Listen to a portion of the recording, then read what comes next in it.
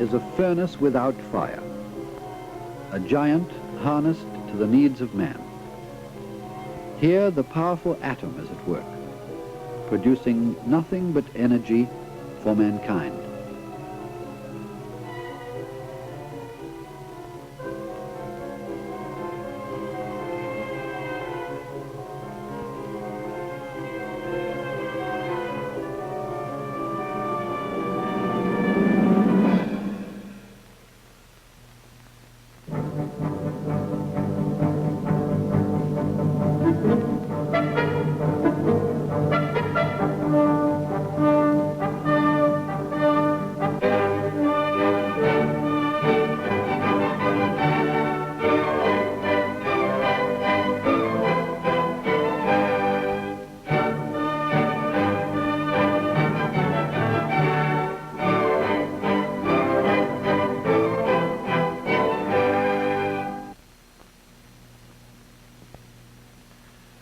Ladies and gentlemen, E equals mc squared.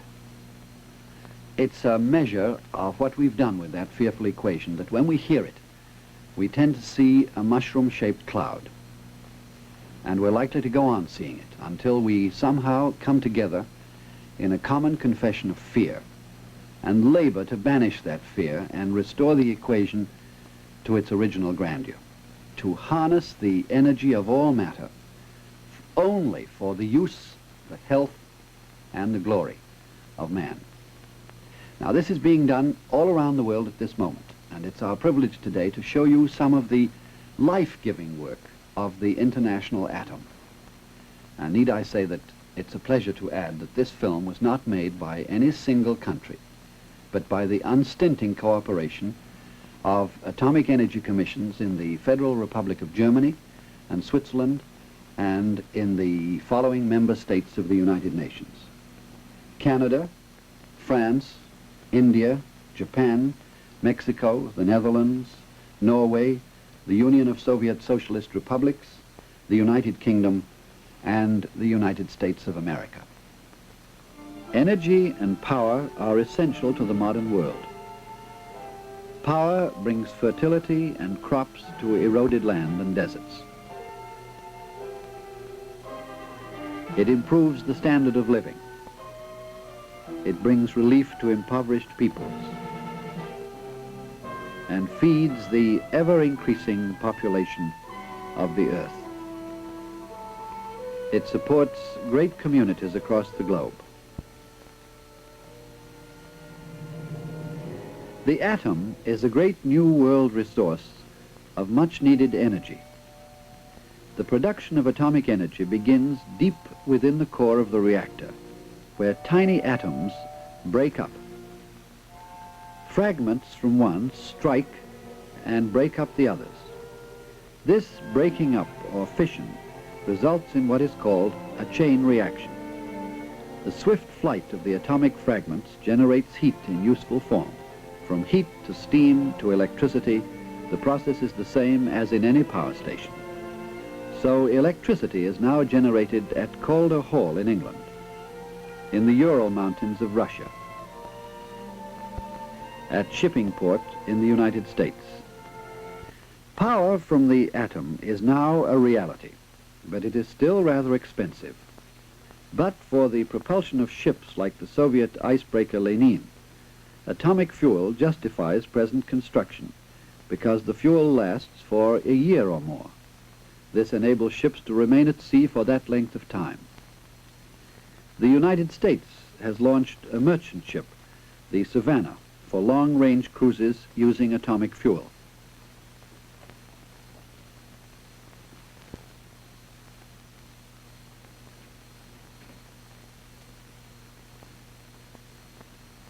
On land, it may be some years before power from the atom can compete economically with power from coal or oil.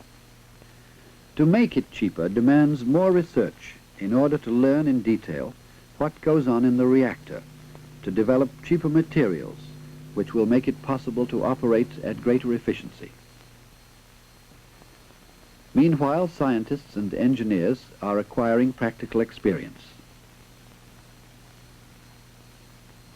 Young men and women from universities of many countries are here learning the techniques of reactor operation and control.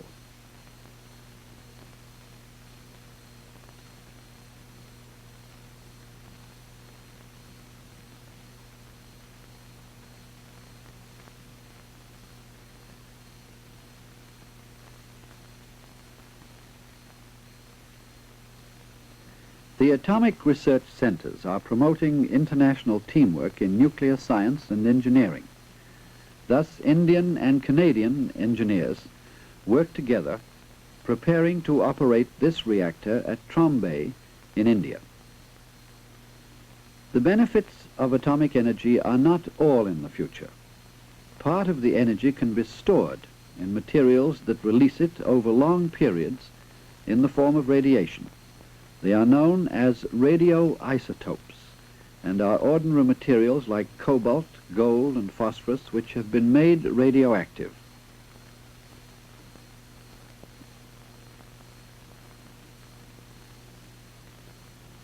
When placed in the reactor and exposed to bombardment by the swift atomic fragments, these materials absorb neutrons and become radioactive.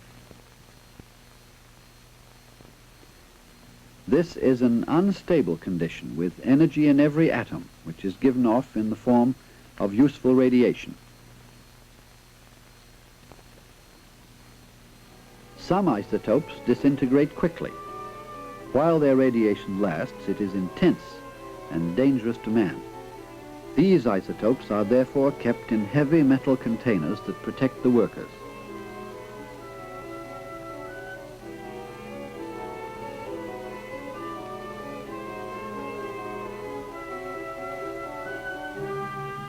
Further processing of these isotopes is done by master-slave manipulators, which are remotely controlled from behind a protective shield.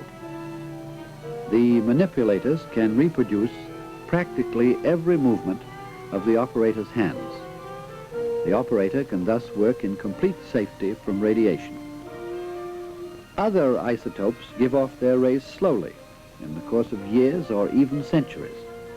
Such rays are usually faint and harmless. Radiation from isotopes is used in one of three ways.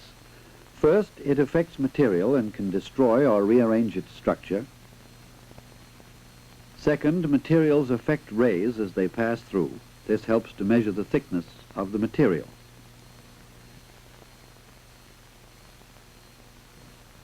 And third, these rays can trace materials in motion, like the inner processes of a living plant. Most isotopes are made by exposure in a reactor, but they may be intended for use miles or even a half a world away. So packing them for shipment is a very specialized task, using every precaution. Since the isotope is constantly giving off radiation and is therefore growing weaker, safety and often speed are essential in the whole process of delivery to its destination.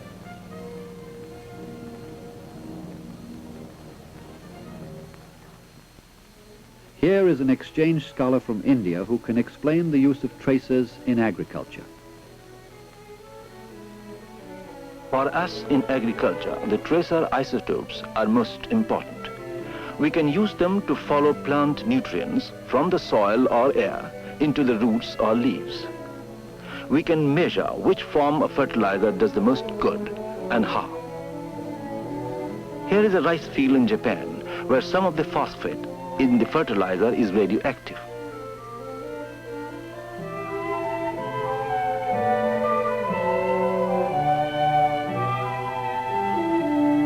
The harvested grain reveals how and when the fertilizer is best used. One valuable discovery made this way is that fertilizer placed on the leaves enters the plant and penetrates to the roots. This is demonstrated by letting the leaf take its own picture on a photographic plate. The photograph shows the distribution of the fertilizer. This method is often profitably used in spraying orchards with a fertilizer solution.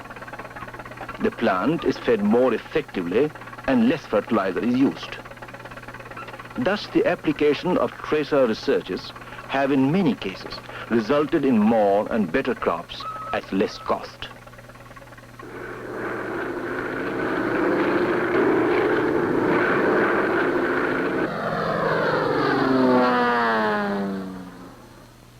Tracers have also helped to develop sprays that destroy harmful weeds and insects, yet leave no poisonous after effects. Liquid extractions of the sprayed plant leaves are measured for their radioactivity. This gives accurate and valuable data on the efficiency of action and the amount of the residue. The spraying of fields to rid them of insects and plant diseases has helped to increase food production.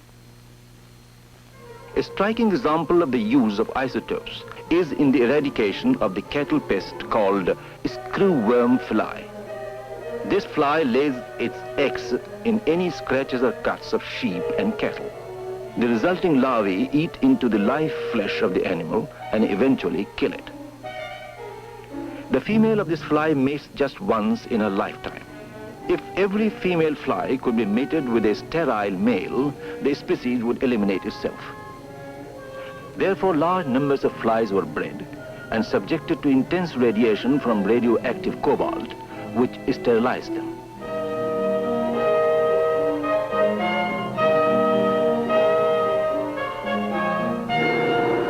They were then released over the farmlands by low-flying planes. Matings of sterile males with the wild population led to sterile eggs. Over a few generations, the pest was eliminated in these areas. One of the most remarkable uses of the intense radiation from isotopes is to change the heredity of plants. Radiation will destroy or rearrange some of the genes, the carriers of hereditary traits within the seeds. The resulting plant has a different genetic constitution from that of its parents. One method of changing the heredity is studied in what are known as radiation or gamma fields. The mutations occur at random and are unpredictable. More often than not, the new plant is a dwarf incapable of nourishing itself. But a few of the new forms may prove very valuable. Here is a field of peanut vines showing some of the results from seeds subjected to radiation.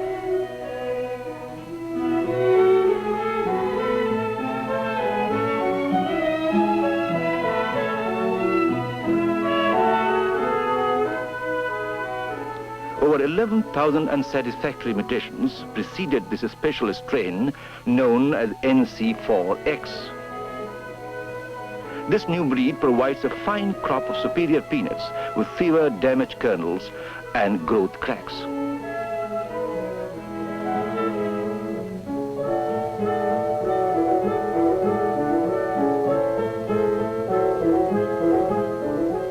Similar genetic experiments with the seeds of fruits and grains have produced better varieties of higher food value, shortened growing time, and more resistance to disease. Thus, research with radioisotopes has had an important impact in all branches of agriculture.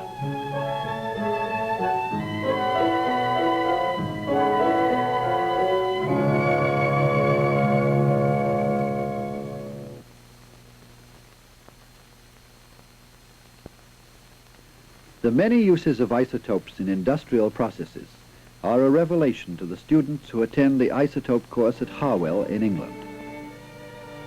Some of them are routine now for internal inspection, but new applications are constantly being discovered.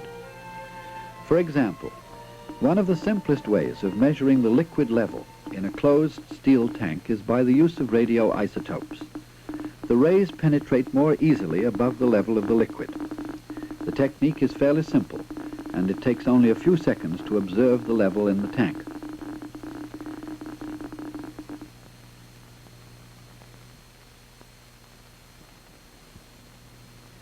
Some of the things that radioisotopes do are also done by X-ray machines. The advantage of the isotopes is that they can easily be transported to any point where they may be needed, and they're less costly. For instance, in welding, it's important to know that there are no gaps, cracks, or air bubbles in the weld. This can easily be tested by passing rays from the isotope through the weld and taking a picture of it much like an X-ray photograph. Such applications are simple and much more convenient. Even more striking is the measurement of the erosion of the heavy brick walls of a steel furnace under the action of the molten metal. The interior of the walls cannot be seen under the pool of molten steel. Yet it would be costly to drain off the metal to see how well the walls and the floor are lasting. But with a radioisotope built into the wall, it's quite easy to tell where and how the walls of floor have corroded.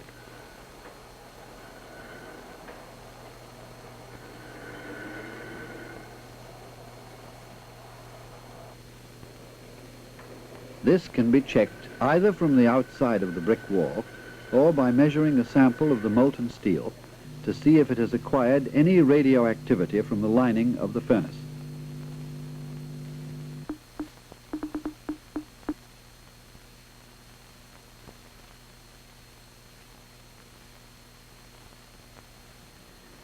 Isotopes can even be used thousands of feet beneath the surface of the Earth to explore the structure of the rocks for oil.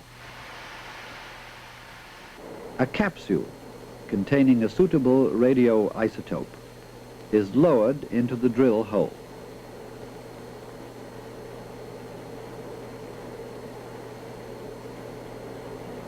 It is made to emit large numbers of neutrons, which can give a direct measurement of the oil contained in that area.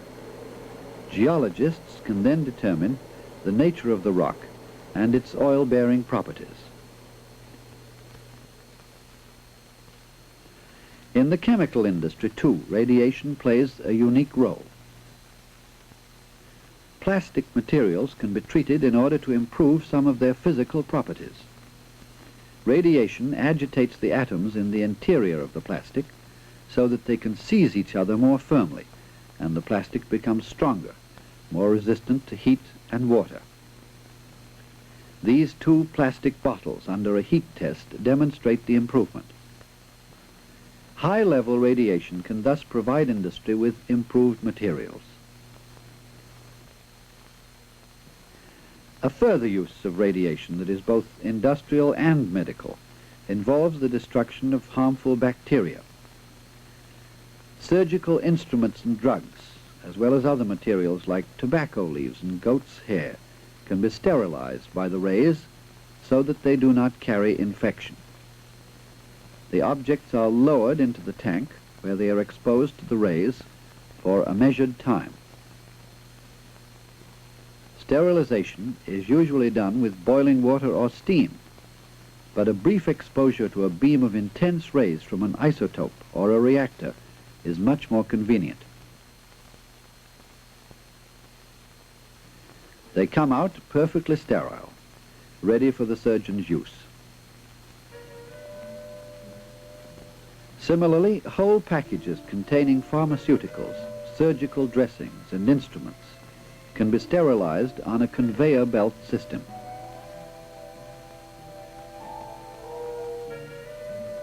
The packages pass through an irradiation cell designed to sterilize them from all sides. The medical use of isotopes is a fascinating story that can best be told by a physician. I came here from Thailand on a research fellowship granted by the International Atomic Energy Agency. It is a revelation to learn of the many uses of radioisotopes. They are useful for diagnosis, treatment, and research into the causes of disease. The tracers are weak radiation sources that are used for exploration and diagnosis. The intense sources can destroy unwanted growths and tissue. One of the diseases that can be studied and treated by means of isotopic rays is the swelling of the thyroid gland, called goiter. This gland is unique in using iodine for its function. When the patient swallows the solution containing the radioisotope, the amount taken up by the thyroid gland can be measured by the rays given by the isotope. The uptake shows whether the gland is normal, overactive, or subnormal. The patient can then be treated accordingly.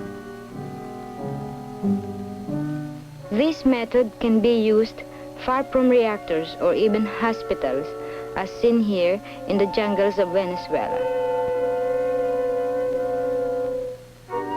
In many cases, it is possible to avoid surgery by giving the patient a larger dose of radioactive iodine.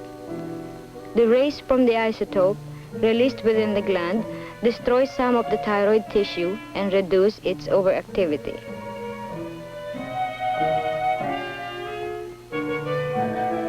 With more refined instruments, it is now possible to map out a two-dimensional image of the exact location of the affected spots.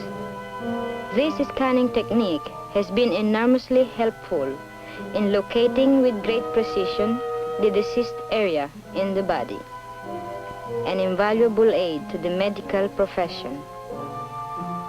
The ability of the penetrating rays to destroy tissue finds its use in the treatment of cancer. Under the microscope, cancer cells can be seen actively multiplying, but it is at this stage that they are most sensitive to the rays.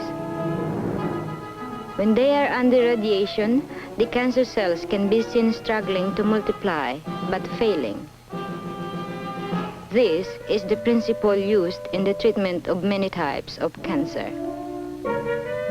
For this treatment, the gamma or penetrating rays from the radioactive isotope of cobalt-60 are used.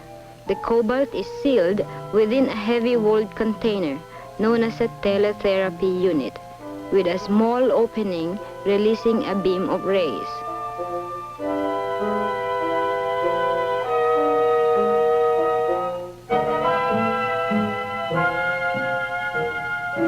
The rays can be directed from any angle at the cancerous growth and under full control of the physician. Radioactive cobalt has been a blessing to many hundreds of thousands of patients, as may be seen from these before and after photographs. Still another effective method is the implantation of radioactive isotopes to attack the harmful tissue. Here, the isotope is inserted directly into the diseased organ. For instance, in this way, the activity of the pituitary gland can be reduced. This is a small gland at the base of the brain which stimulates growth and thus affects certain types of cancer. In this operation, the position of the gland is marked, and then tiny pellets of radioactive isotopes of gold or yttrium are dropped through a funnel. Its activity soon dies and no second operation is necessary for its removal. By reducing activity of the pituitary gland, the growth of cancer is slowed down. Medical research with these new atomic devices continues in a large number of countries. New and advanced techniques are developing. The world's first atomic reactor, designed exclusively for clinical research, is now in operation at Brookhaven in the United States. The use of isotopes in medicine is still in its infancy.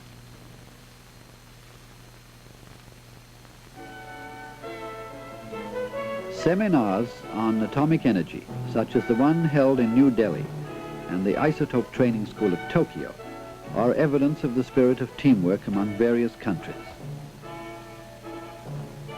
The traveling labs of the International Atomic Energy Agency carry nuclear education across many national frontiers. The agency also provides fellowships to deserving students from all over the world.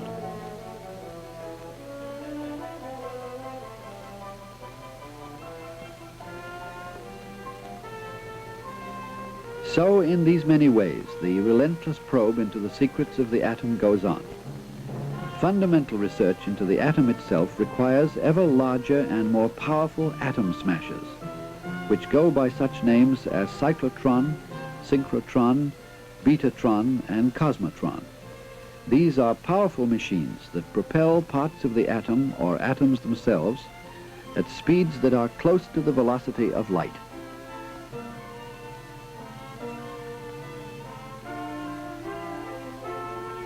At Dubna, in the USSR, 11 nations have set up the Joint Institute for Nuclear Research, where scholars investigate the structure of matter. The European Center for Nuclear Research, CERN, at Geneva, operates with the support of 12 member states. The world importance of atomic energy was well demonstrated in the 2 conferences held in Geneva on atoms for peace. These were attended by more delegates from more countries than any other international meeting. And the impulse generated by these conferences is sustained and carried on by the International Atomic Energy Agency based in Vienna. So atomic energy flows from the great reactors as a precious new resource for humanity, promising a healthier and a more abundant world. People are always asking me with expressions that range from curiosity to slight suspicion. What is International Zone and who sponsors it? Well, it is produced by and for the United Nations with naturally an international staff. And it is sponsored by the U.S. Broadcasters Committee for the United Nations as a public service, with no thought of gain except what you might gain from an appreciation of all the work of the United Nations, especially that which lies outside the political field. Today you saw some of the cooperative work that is being done by international scientists in Russia and the United States and India and Britain and Japan that concerns the care and feeding of man's smallest and could be his most magical servant, the atom. This is Alistair Cook for International Zone saying goodbye.